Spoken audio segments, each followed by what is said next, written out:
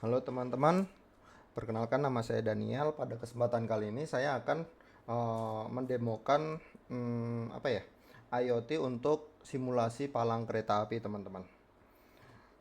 Maksudnya gimana? Ini jadi ibaratnya gini teman-teman. Ini palangnya itu bakal nutup otomatis.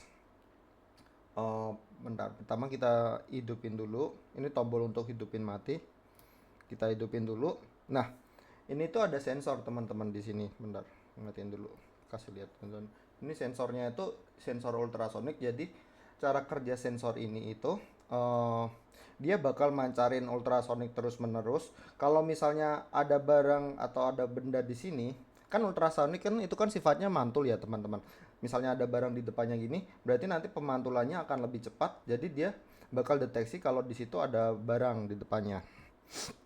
Terus kalau misalnya ada barang di dekatnya di depan si ultrasonic, ini akan ngirim sinyal ke motherboardnya atau boardnya si Arduino ini, terus bakal jalanin si ini. Ini saya salah beli, cuman ibaratin aja ini palang pintunya ya. Harusnya belinya yang 90 derajat, tetapi ini saya belinya yang 360.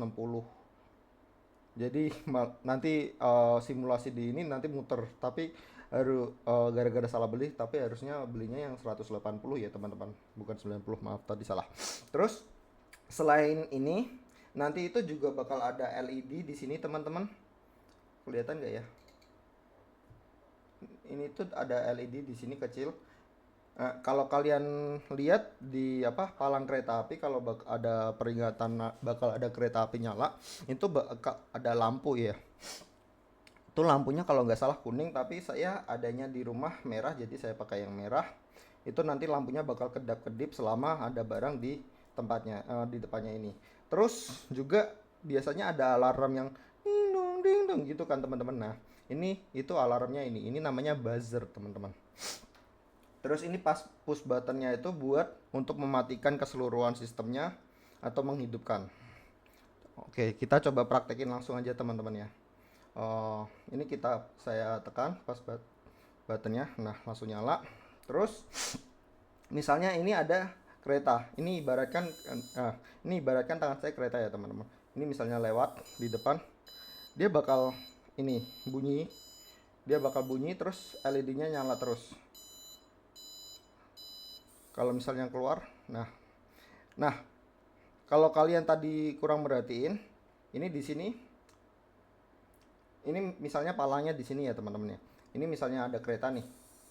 Nah, itu kan tadi muternya, bentar. Itu muternya tadi ke kanan ya. Terus kalau misalnya ini gini, dia bakal muter ke kiri. Jadi kalau di dunia nyata kan kalau ini gini, terus kalau misalnya keretanya udah lewat, palanya bakal naik gitu ya teman-teman. Ini juga gitu. Nah, udah gitu aja sih simulasinya. Jadi, nah itu tadi penjelasan simulasi dan alat-alat yang dipakai. Berikutnya kita langsung aja ke codingnya ya teman-teman ya. Bagaimana bisa ngelakuin seperti itu? Benar, saya scroll ke atas dulu. Oke, pertama, karena ini kita kan pakai servo teman-teman. Nah, si Arduino itu belum ada library servo, jadi kita pertama harus nge-include library servo. Terus setelah itu kita bentar. Setelah itu kita ngedeklarasikin pin-pinnya. Ini kalau di sini nggak terlalu kelihatan jelas ya teman-teman ya. Cuman ini pin servo yang ini. Oh iya, ini kan pin servo itu ada tiga ya teman-teman kabelnya. Di sini tuh kalau kalian lihat, eh, di sini di kabelnya yang kehubungan sama servo itu ada arah panahnya teman-teman. Nah, kalau yang kuning, kuning yang atas itu dia itu pinnya teman-teman. Ini pin. Di sini saya sambungin ke pin 9. Terus yang tengah itu groundednya teman, ground. Untuk yang ini, yang tengah merah ini ground, terus yang apa abu-abu ini ininya positifnya. Bentar, bentar ya. Bener ya? Iya benar. yang tengah itu ground, yang ini positifnya. Terus LED merah, ini LED merah yang di sini tuh, ini di pin 10. Saya hubungi di pin 10. Pin buzzer di sini tuh, buzzer yang ini.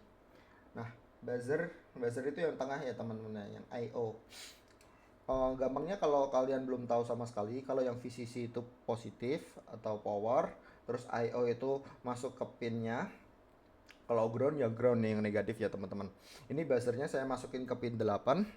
Terus untuk trigger sama echo itu apa?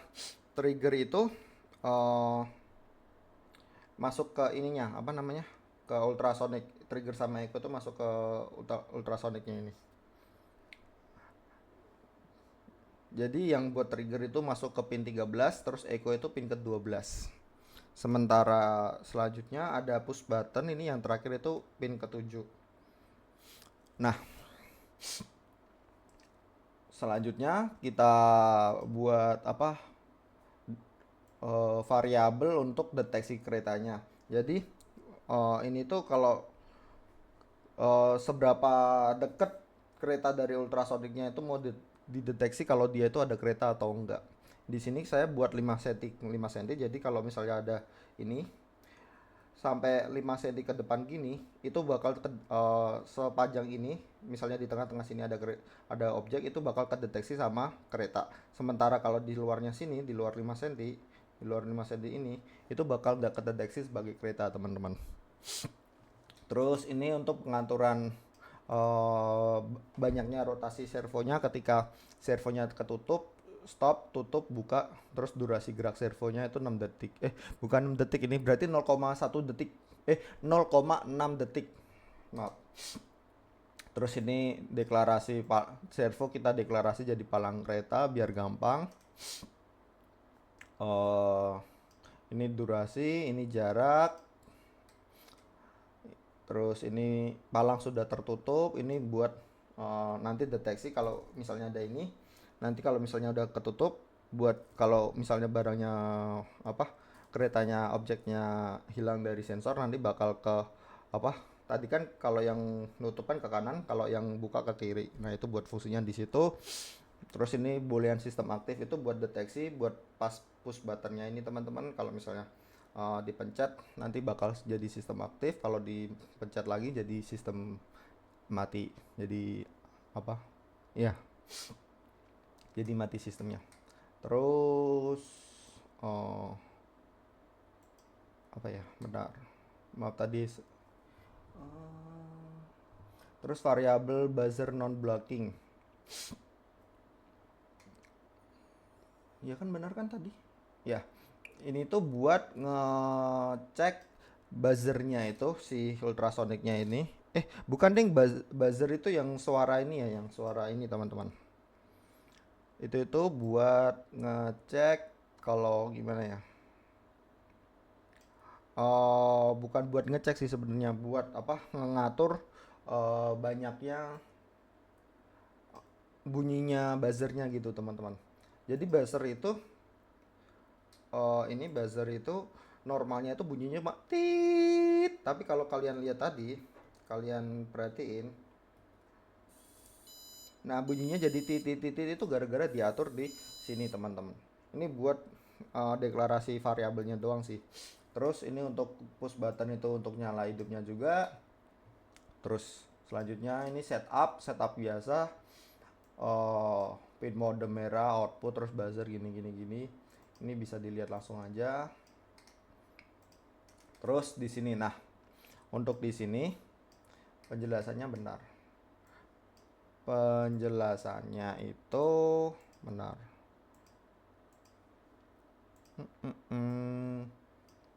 Udah kan ya? Oke. Jadi untuk di sini yang kursor saya mana sih? Ini. Void loop cek tombol hidup dan mati. Jadi pertama-tama setelah ini dinyalain atau dicolokin pakai baterai gitu, dia bakal ngecek status sistemnya, status tombolnya. Kalau misalnya last button stance-nya itu mati, berarti nanti jadi hidup gitu. Kalau misalnya dipencet nanti uh, status sistemnya itu aktif atau mati, tergantung dari current button state-nya. Terus setelah itu kita masuk ke ini kode yang apa namanya, kode kalau misalnya mati, kalau misalnya hidup sistemnya. Di sini pertama kalau misalnya sistem tidak aktif maka langsung di return, jadi proses semuanya bakal tidak dilaksanakan. Tapi kalau misalnya sistemnya aktif itu bakal ngelaksanain ini teman-teman. Yang pertama itu tuh di sini yang atas ini. Jadi kan ini kan tadi kan ada trigger sama echo ya teman-teman ya. Kalau misal pertama itu ini siapa si triggernya itu bakal ngekirim 10 gelombang, terus si echo-nya itu fungsinya itu untuk menerima apa namanya gelombang dari pantulannya. Lanjutnya kalau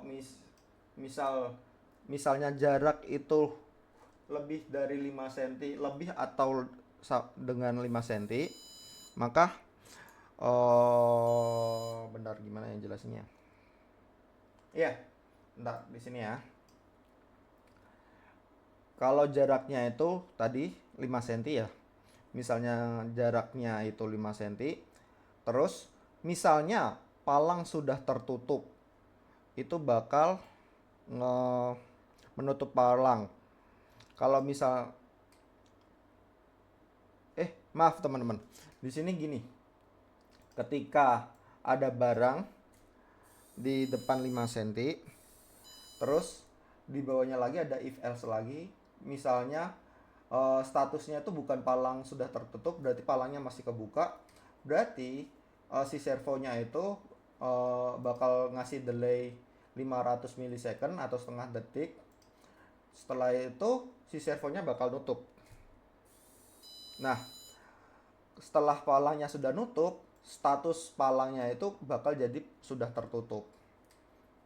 Terus ini untuk mengatur bunyi sama nyalanya LED, jadi biar kedip-kedip terus. Kita pakai milis. Lanjutnya else, ketika palang sudah tertutup, misalnya palang udah ketutup, statusnya palang sudah ketutup, terus buzzernya nggak ada, berarti palang bakal balik lagi ke status terbuka, jadi muternya bakal ke kiri gitu teman-teman. Oke, mungkin sekian video kali ini. Kalau ada pertanyaan bisa ditanyain, nanti bakal saya apa namanya post kodenya di komen, link untuk ininya ya. Terima kasih.